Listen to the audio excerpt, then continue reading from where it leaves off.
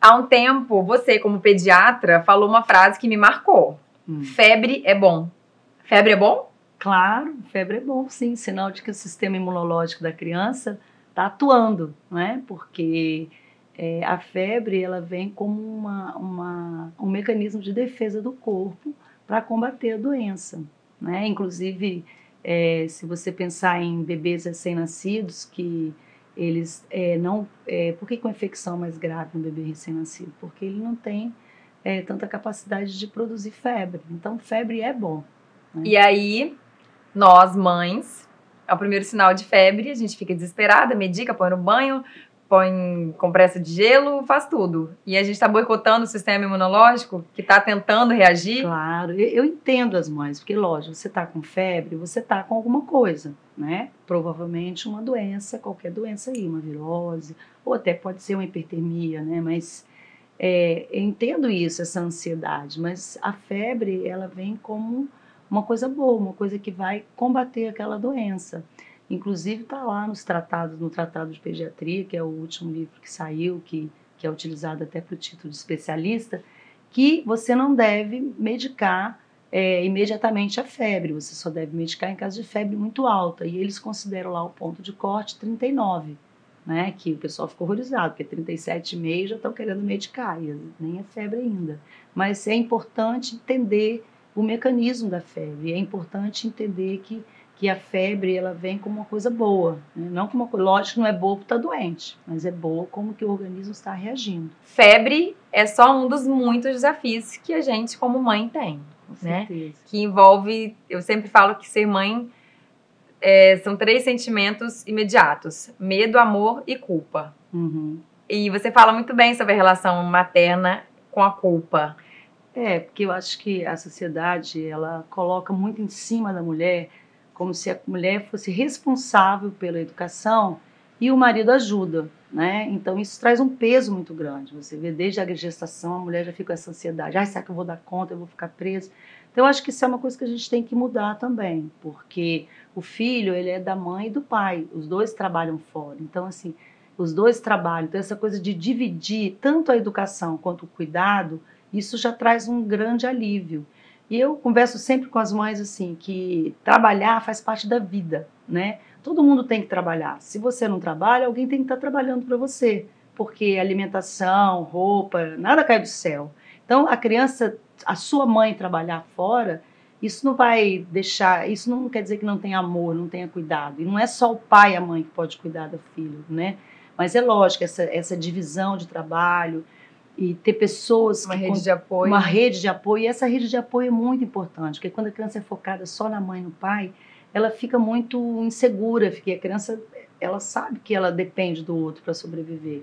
Então essa rede de apoio e a família, né, uma pessoa que cuida, o vizinho, né, a creche depois, né? E isso não vai contra a criação com apego, não, né? Não, lógico. É possível ter uma criação baseada em apego, lógico, e ainda assim trabalhar fora e ter vida social, claro, e fazer academia. Claro. É uma questão de equilíbrio. Não existe ninguém que vai ficar à sua disposição 24 horas na vida, né? Então não é porque você tem um filho, você tem que estar à disposição dele 24 horas. Para mim, amar não é isso, né? Amar é muito mais do que estar disponível, né? Então, acho que a gente também tem que perder um pouco essa culpa de trabalhar. Qualidade e quantidade, mas porque, né, a mulher ficava em casa e o homem trabalhava. Sim, os dois podem trabalhar. Os dois, lógico que quando você tem um filho, você sabe que você vai abrir mão de algumas coisas, né? Aquele cineminha que você ia, você vai ter, quando a criança é pequena, você abre mão de algumas coisas. É natural isso, você abrir mão. É uma responsabilidade, né? Cuidar daquela criança é responsável. Mas não é só o pai e a mãe que pode cuidar, pode que eles são os principais, né? Mas eu acho que essa culpa, sabe, ela não leva a nada. Se você sai de casa tranquila, trabalhando e feliz, que sua filha está sendo bem cuidada por outra pessoa, a criança também fica feliz. E passa para a criança, claro, também aquela coisa que trabalhar é bom, né? Que não é um fardo faz apenas. Parte da vida. Ninguém vive sem trabalhar, né? Alguém tem que trabalhar. Então, assim, todos deveriam trabalhar, né? Acho que é uma visão bem macro, né? É bem ampla que você tem. Essa visão, ela é fruto desse misto de formações que você tem, que você é pediatra, homeopata e terapeuta. A homeopatia e a terapia vieram depois da pediatria? Vieram como um complemento? Como é que foi? Por que você foi parar na pediatria? Então, pediatria foi da própria faculdade, né? A gente faz uma escolha. Eu já entrei no quarto ano, no terceiro ano eu já entrei no hospital infantil. Então, por ali fiquei. Se encontrou ali. Né? E eu gosto muito da pediatria, mas quando eu comecei a trabalhar e eu vi, assim, o quão restrito era as medicações, sabe, assim, e quão tóxicas, né? Então, assim, eu sempre fiquei muito indignada de ficar dando anti-inflamatório para criança, sempre tentando ampliar esse campo de atuação. E daí eu encontrei a homeopatia, me identifiquei com a ideologia, com a filosofia da homeopatia, né? E esse olhar ampliado, esse olhar do ser humano, de não olhar a doença, mas olhar o ser humano, né? Quem é essa pessoa que está doente, né? De onde ele vem, qual a história de vida dele, né? E tratar a pessoa. A homeopatia não trata a doença. A doença, você trata a pessoa, né? Lógico que na pediatria a gente tem um pouco de dificuldade, mas ele tem a história de vida dele, que ele traz da mãe, né? Da gestação, isso tudo vai contribuindo. Mas lógico, eu não sou radical em nada, entende? Assim, eu sou homeopata, mas se eu precisar de usar um remédio alopático, eu uso. Eu acho que a gente tem que ter bom senso. Antes de ser pediatra, homeopata, terapeuta, eu sou médica, né? Então, o meu foco é o ser humano e a melhoria da qualidade de vida daquele ser humano. E aí comecei a estudar o desenvolvimento psicológico da criança, que eu adoro, né? E eu foco muito na educação dos pais, eu tento o máximo explicar o que é normal naquela idade, né? Assim, como é que é para a família poder contribuir, porque a gente vê que o estresse, né, familiar, ele influencia muito no adoecimento da criança. Porque as crianças são esponjinhas, né? Elas captam e absorvem tudo ali ao redor. Com certeza. Então, assim, estamos falando de pediatria, com homeopatia e com terapia. Uhum. Não dá para fazer um diagnóstico, um entendimento em uma consulta normal. Então, a consulta da homeopatia, ela já começa diferente, né? Com certeza. Com certeza. É uma consulta de 1 hora e meia, né? A primeira consulta é sempre 1 hora e meia, né? Isso tudo parece muito distante da medicina que a gente vê, né? Que hoje a gente tem uma medicina muito mais de medicar do que de tratar, menos ainda preventiva, né? Como é que é para uma médica ter todo esse trabalho psicológico, essa abordagem que vai muito além do corpo físico, de identificar uma doença, uma patologia, tratar e seguir? E eu acho que com esse olhar dentro de um consultório, eu tenho muitas oportunidades de fazer prevenção, porque eu tenho contato com a mãe antes do neném nascer, faço consulta pré-natal, então assim, eu já trabalho com os medos, né? O medo de... Eu vejo que essas mães que fazem consulta pré-natal têm muito menos depressão pós-parto, porque a gente trabalha... Eu fiz na Psiconomática, eu fiz minha monografia sobre isso, sobre depressão pós-parto. Então, assim, muita depressão está associada ao quê? O medo de não dar conta, o medo de ficar presa, achar que só ela pode cuidar, que ela não vai poder mais sair de casa. Então, quando você já vai trabalhando os medos da mãe... Vai minimizando aquela... Então, você tem muita chance. Você já começa com a mãe antes de nascer. Aí você tem a consulta com 10 dias, 1 mês, 2 meses, 3 meses, 4 meses. Então, você tem... Ela se sente amparada ali, E você tem tanta chance de fazer prevenção ali, de estar ajudando com aquela mãe na orientação, no encaminhar. Então, assim, eu fico penalizada dos cursos de medicina não darem a oportunidade para os profissionais, né, e principalmente os que vão ser pediatra, de ter esse conhecimento da parte do desenvolvimento psicológico, emocional da criança. É feito de uma forma muito superficial na faculdade. A tendência da medicina hoje em dia, né, é isso aí, é ampliar o olhar do profissional. Voltando à questão da medicina moderna e da pediatria, existe uma hipermedicação das crianças? As mães estão muito afoitas, elas estão mal orientadas, existe um excesso, as crianças estão sendo muito medicadas, principalmente os bebês. Tem se entrado cada vez mais cedo com medicação para essas crianças? Uma virose, ela dura em torno de 14 dias, eu falo todos os dias com as mães. A criança só vai melhorar mesmo de uma gripe depois de 14, 15 dias. Com 10 dias ele já diminui a secreção, mas que ele cura, que as células voltam ao normais, é 15 a 16 dias. Então, não adianta ficar dando um monte de remédio. Não vai dormir direito que o nariz está entupido. Não vai dormir direito, o nariz está entupido, vai lavar só. Então eu vou dar um remédio. Não tem um remedinho para secar o catarro do nariz, porque para ele poder dormir? Não tem. um remedinho para secar o catarro.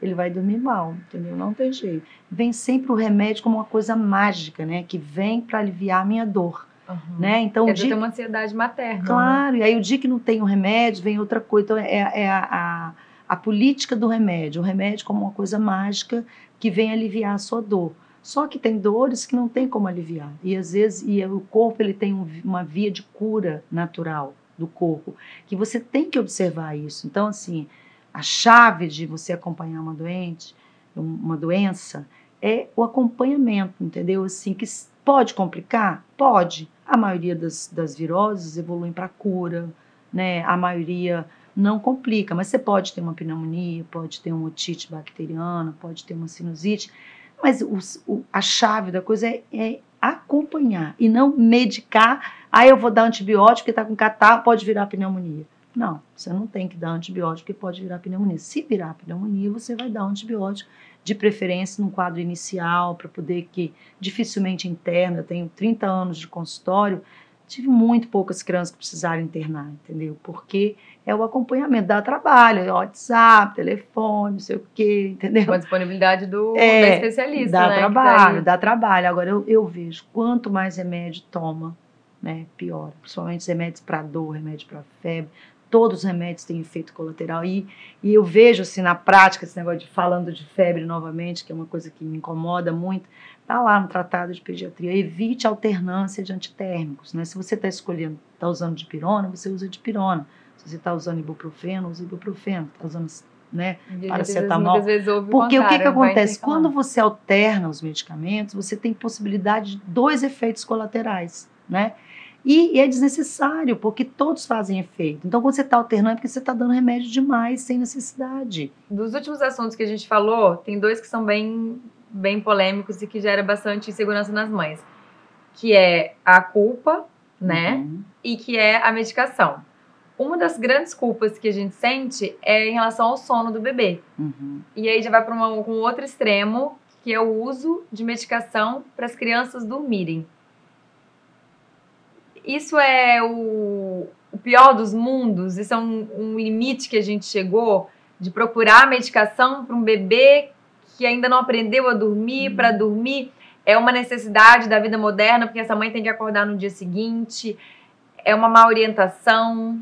Então, você falou a palavra certa, né? Para um bebê que não aprendeu a dormir. Dormir é um treinamento, né? Como a gente treina a criança a andar, você vai botando ela em pé, né? E até que ela caminha, né? Você treina a criança a falar, né? Se você não falar perto dela, ela não vai falar. Você treina a criança a dormir. Então, a partir de 3 meses, mais ou menos, você já vai estabelecendo o ciclo circadiano, que é semelhante a gente adulto, que você vai dormir mais à noite e menos de dia. E aí você vai treinando a criança a dormir. Dormir é um treinamento. Dá trabalho? Dá. Mas quando você treina a criança a dormir, a criança aprende a dormir. Lógico, se ela está doente, ela vai acordar mais vezes. Agora, é um absurdo, né, o uso de medicação para uma criança dormir. Infelizmente, muitas pessoas fazem isso, usam remédio para tudo, que também não adianta. Depois de uma certa idade, 3, 4 meses, você já vai tirando as mamadas da noite, né, que seja o peito. E isso não vai contra a livre demanda? Não, de jeito nenhum. Essa livre demanda, ela é muito no início, nos primeiro mês de vida, mas que as pessoas confundem muito livre demanda com choro, né? Livre demanda não é toda hora que o bebê chora. Livre demanda é quando o bebê está com fome. Se eu dei mamar para uma criança que ficou 40 minutos mamando, porque a mamada inicialmente ela é mais lenta, né? Porque a criança não tem a musculatura do rosto ainda desenvolvida. Então ele está ali 40 minutos mamando, ele arrotou, você vê que ele encheu. 40 minutos depois ele não vai estar com fome. Se ele estiver chorando, provavelmente não é fome. Ele está chorando porque ele está com gases, está chorando porque pode estar com um pouquinho de refluxo. O leite materno, ele leva 1 hora e 15 para sair do estômago. Então, por exemplo, 40 minutos depois você já está com azia, pode estar com um pouco de acidez. Então a criança chora por N razões. Chora por essa digestão. E a gente vai lá aí e dá mais um mamar. Dá mais um mamar. E daí 40 minutos ele está de novo bufando. E é nesse momento desse choro intermitente que a gente ouve, olha, seu leite tá fraco, seu leite não satisfaz o bebê, ele que tá sempre com fome, e aí... As vovós estão ali do lado, né, as vovós, eu sou vovó, mas eu não sou vovó assim não. Então as vovós, não, dá peito para esse menino, dá peito para esse menino. Aí a mãe fica cansada, quer dizer, o peito nunca dá aquele tempo para o peito encher direito, para a criança tomar o leite posterior, que quando a criança mama toda hora um pouquinho, ela tá sempre tomando o leite anterior, que é o leite que fica acumulado no peito, que ele tem menos teor de gordura. Satisfaz menos. Satisfaz menos. Ele é bom, igual, mas ele satisfaz menos, né? A sensação de saciedade é menor. Então, assim, as pessoas confundem muito. É muito difícil. Assim, esse primeiro mês de vida, realmente, a adaptação do ser humano no mundo, né? Ela é uma adaptação difícil mesmo, né? E a gente também, quando tem um filho, a gente também não nasceu prontinha para ser mãe, né? Então a gente precisa de todo esse momento de adaptação, uma rede de apoio, de ter profissionais bons igual você, que esteve aqui com a gente hoje. Quero agradecer. Obrigada, muito bom. Dá vontade de ficar conversando para sempre. E a gente volta com você qualquer dia. Tá bom? Obrigada. A sociedade marginaliza o idoso? Porque o idoso, a partir do momento que ele passa a se aposentar, não passa a ter mais uma vida produtiva, ele não é bem visto, né, na sociedade. Se o idoso se retrai um pouco, ele permite que os filhos ou o cônjuge falem por eles. A inatividade física é o quarto fator de risco para a morte. Então, assim, se você nunca fez atividade física, mas quiser começar com uma fase mais avançada da vida, você vai ter ganhos.